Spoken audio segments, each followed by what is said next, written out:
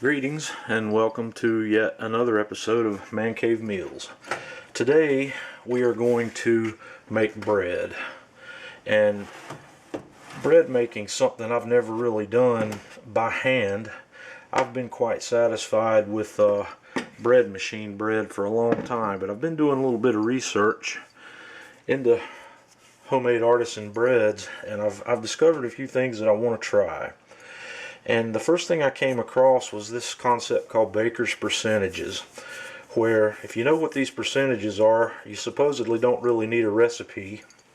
You can do a lot of different things with it. So I'm going to incorporate learning to make homemade bread by hand and cooking it on the grill into one process here. So our baker's percentages say that we're going to use 100% flour, and this is plain white flour, 60% water, 3% yeast, and 2% salt. And what this means is that flour is the 100% ingredient. It's the main ingredient. The weight you're going to measure by weights rather than volumes. So to bring this bread together, we are going to use 60% of the flour's weight in water. We're going to use 3% of the flour's weight in yeast and 2% of the flour's weight in salt. So what I've done here today is I've measured out 750 grams on my kitchen scale of flour. So you can do the math here if you like. 60% of 750 grams is 450 grams, so we have 450 grams of lukewarm water. And then we go to the 3% yeast. 3% of our 750 grams is 22.5 grams. And then 2% for salt. 2% of our 750 grams works out to 15 grams. So that's our bread recipe, and you can scale that recipe larger or smaller based on the weight of the flour you start out with, using those percentages at 100% flour, 60% water, 3% yeast, and 2% salt. So what we're going to do first here is we're going to get our mixing bowl. We're going to put our water in.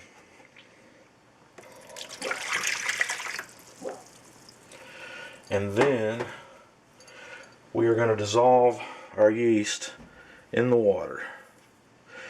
That to me looks like a large amount of yeast, but like I said, this is new to me as well. So we're going to stir that up and get the yeast dissolved. Get it rehydrated. I probably should have a whisk, but maybe one of these days I'll buy one of those.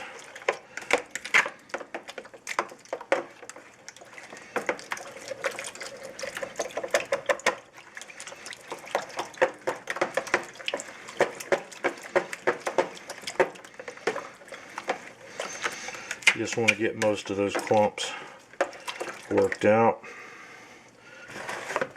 Then we will add our salt.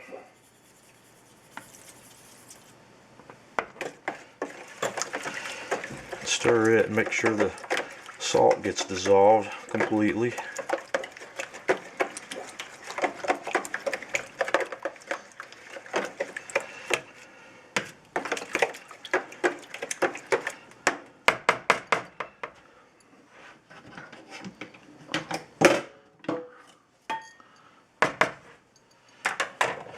And then we're going to add our flour.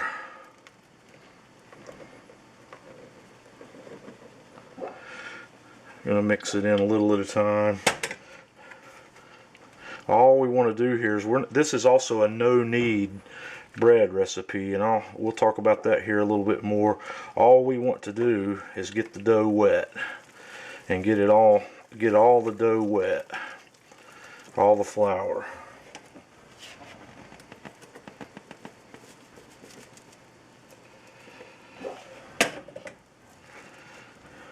And it's going to be sticky.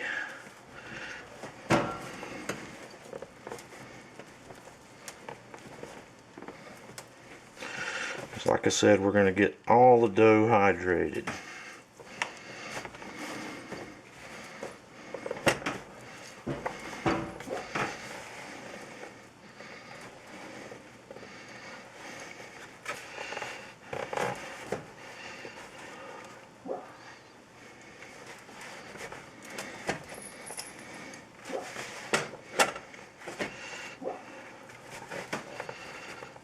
Trying to do this with one hand to keep my other hand clean for the camera, but it might not work. We'll have to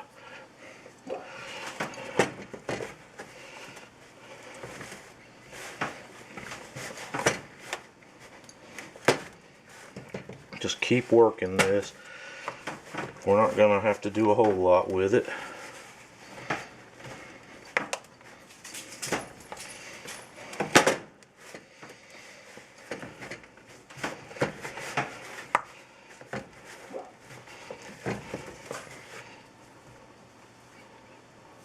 And this stuff is sticky and messy. It's all over your hands.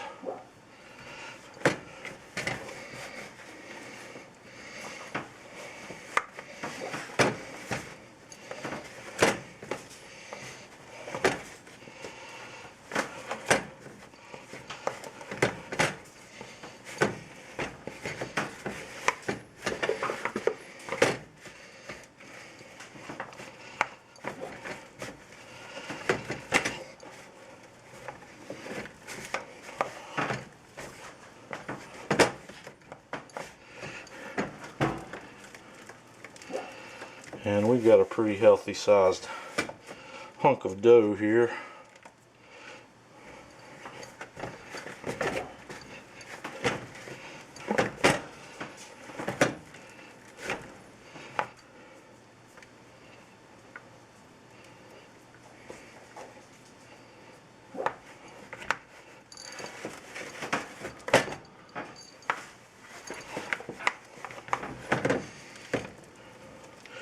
It's about worked up good.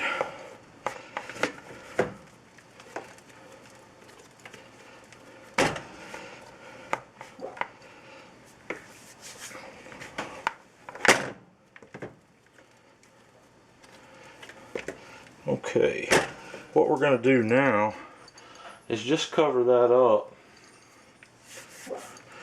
Let me clean my hands.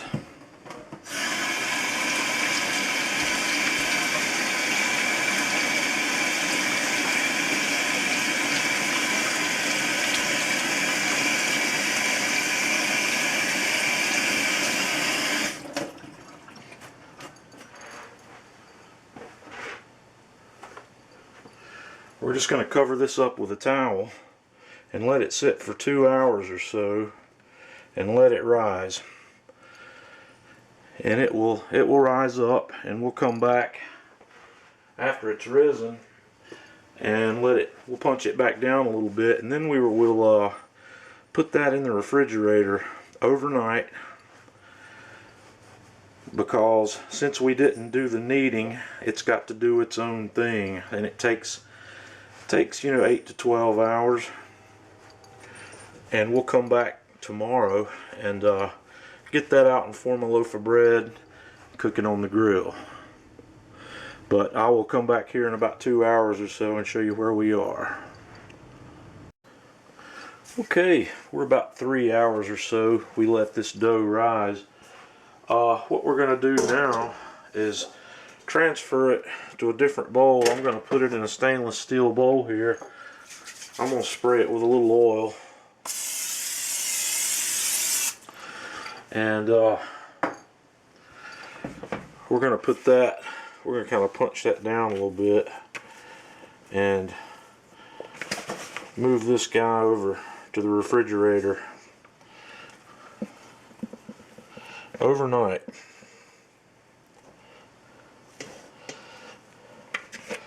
And we'll cover it with saran wrap.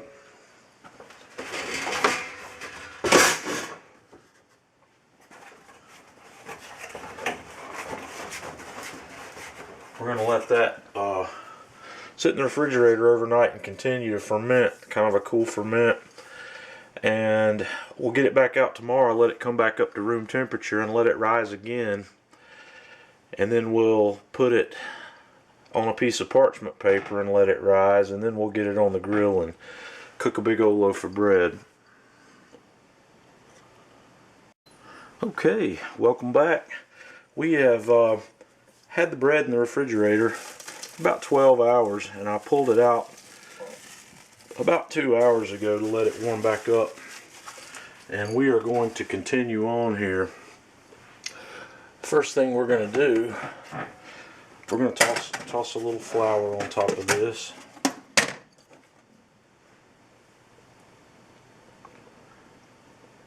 And next, we are going to pull the dough out and put it on our pizza peel on some parchment paper. And let it rise up just a little bit more.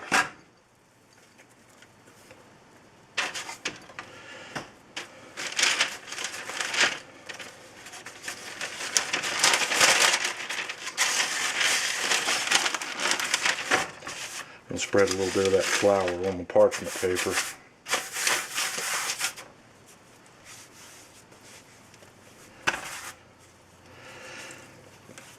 We're going to roll it inwards, make our loaf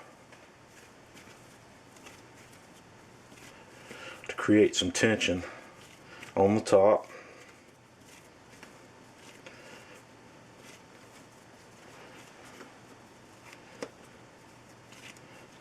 And pinch it off at the bottom, just like that.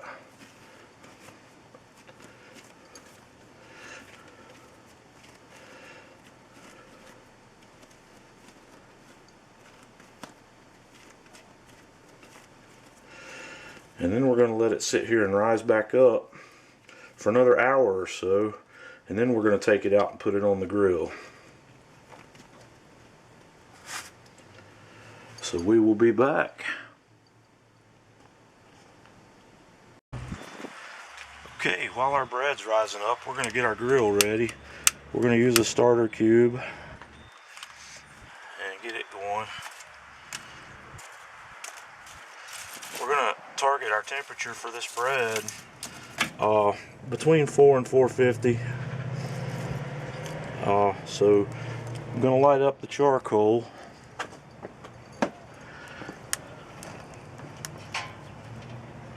Then we will put our diffuser rack on, because we do need a diffuser for this.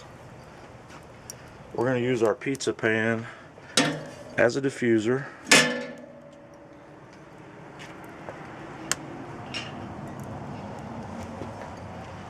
And then we'll put our cast iron grate on. And we are going to cook the bread on the pizza stone. So we want to go ahead and put the pizza stone on as well to let it get good and hot. And I'm going to lay my temperature probe up here on the pizza stone, so we can have an idea, so we'll know what our temperature is.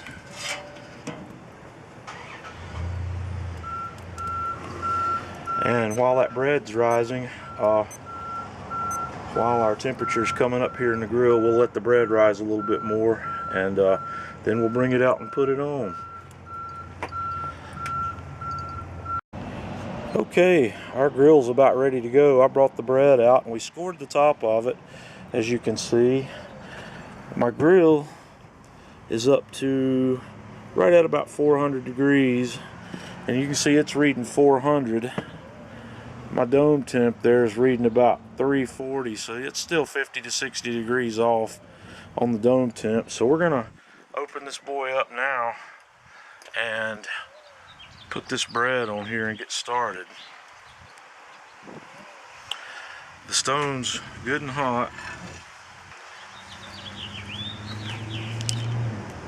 So we're gonna set our loaf of bread right on there on the parchment paper and leave our temperature probe in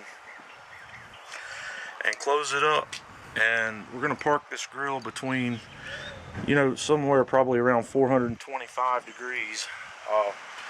and cook roughly an hour. We'll have to look into it a little bit closer into the cook, so we'll be back.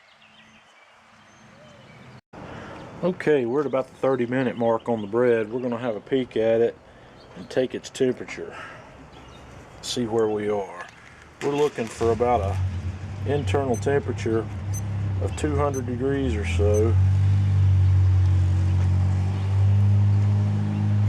It's looking real good. And we're not there yet. We're at about 170, so we're going to keep on cooking. And we'll be back again 10 or 15 minutes. Okay, we're about 40 minutes into the cook. We're going to check the bread's internal temperature again.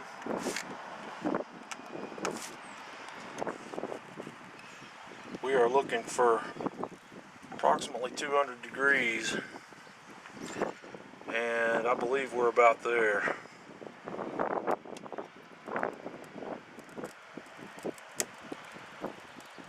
It is at about 198, so I'm going to call that ready. We are going to take her off.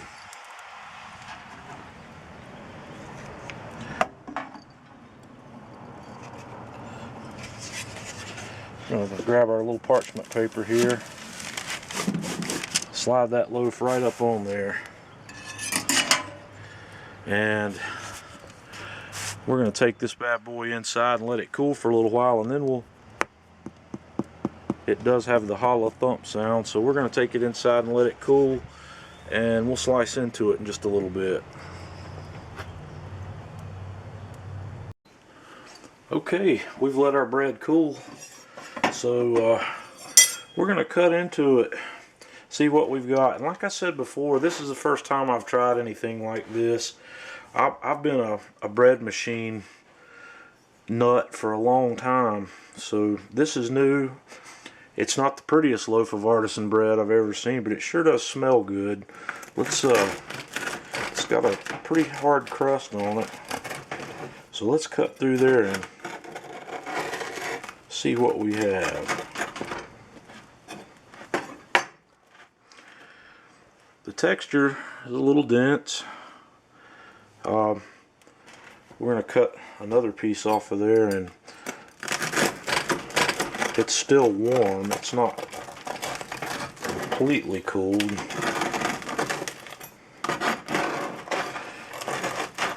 Oh, I also forgot to show you what the bottom of the crust looks like. It's not burned in any way, so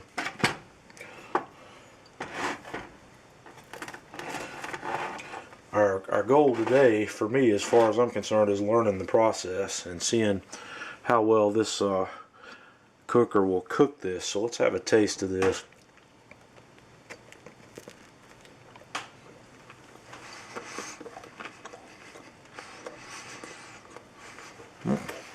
Tastes fine, so I'll chalk this up to a successful cook. Next time around, we'll try something prettier maybe. So that will also wrap up my video reviews of the Char-Griller Kamado. I've gotten a lot of good feedback from these, and we've created a new website you might want to check out. Not just for Char-Griller Kamados, but for Kamado cooking in general. The new website is www.kamadoguru.com. Check the description for this video for a link to that. Alrighty, until next time.